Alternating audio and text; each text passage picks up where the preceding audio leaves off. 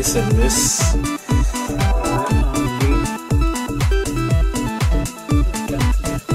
Circuit d'alimentation.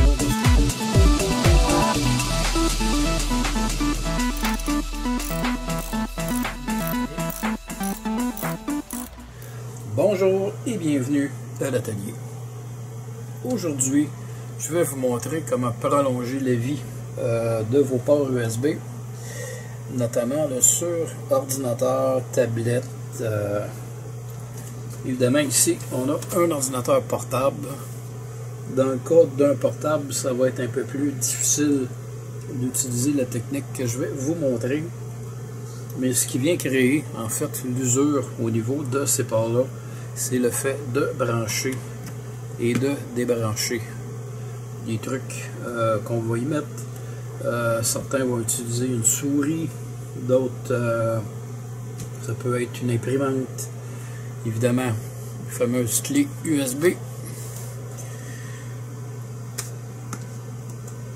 Alors, évidemment, plus on entre, plus on sort, plus on use le port. Donc, il se vend sur le marché différents types, les différents modèles de ce qu'on appelle des hubs USB. J'ai un petit hub ici. Donc, pour quelqu'un qui est à la maison, on laisse le hub branché en permanence. Surtout si on ne sort pas de la maison, là, dans le bureau par exemple, dans une chambre. On peut travailler et venir tout simplement brancher ces trucs USB là-dedans. Donc, dans ce type de hub-là, évidemment, quand ça s'use, ça coûte beaucoup moins cher à changer que de remplacer un port USB dans la machine. Un autre modèle que je vais vous montrer, c'est en fait celui que j'utilise sur mon ordinateur personnel. Donc là-dessus, j'ai des ports 2.0, il y a des ports 3.0. J'ai un autre petit port, je pense que c'est un USB-C qui est là. Et bon, c'est en prime. Il y a une connexion pour un micro, un écouteur. Il y a même un lecteur de carte ici. Une espèce de carte là, dans laquelle on peut prendre des photos par exemple. J'ai deux formats aussi. J'ai une carte USB, carte micro SD, dis-je. Donc c'est très pratique. Alors à la maison, moi j'utilise, tout comme à l'atelier, j'utilise des tours pour travailler.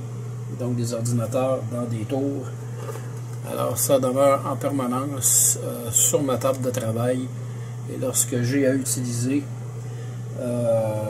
quelconque truc qui est USB que je veux relier à ma machine, je viens tout simplement me brancher sur ce hub là.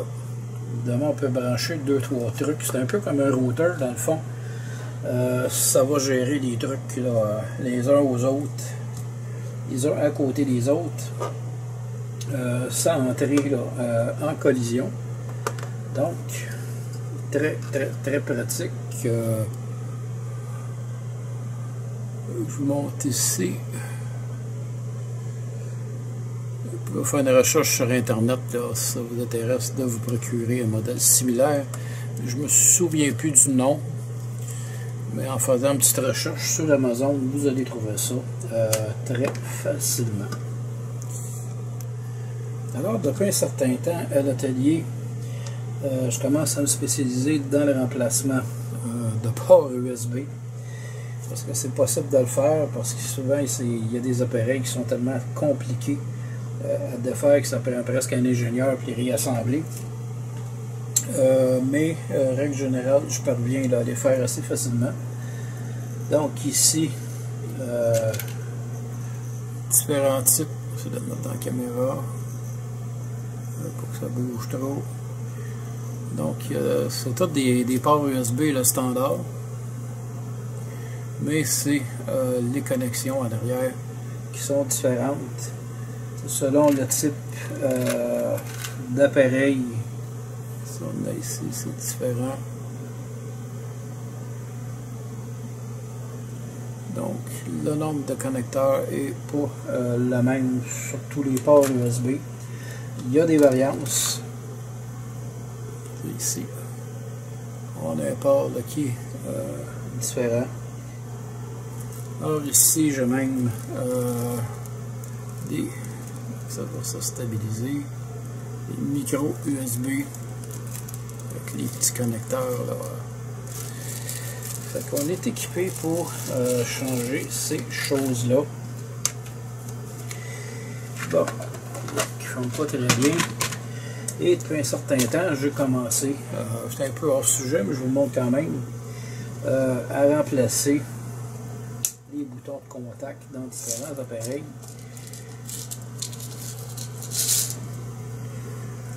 Donc, de plus en plus, dans nos appareils électroniques, ce sont là, des boutons poussoirs, comme ceux-ci.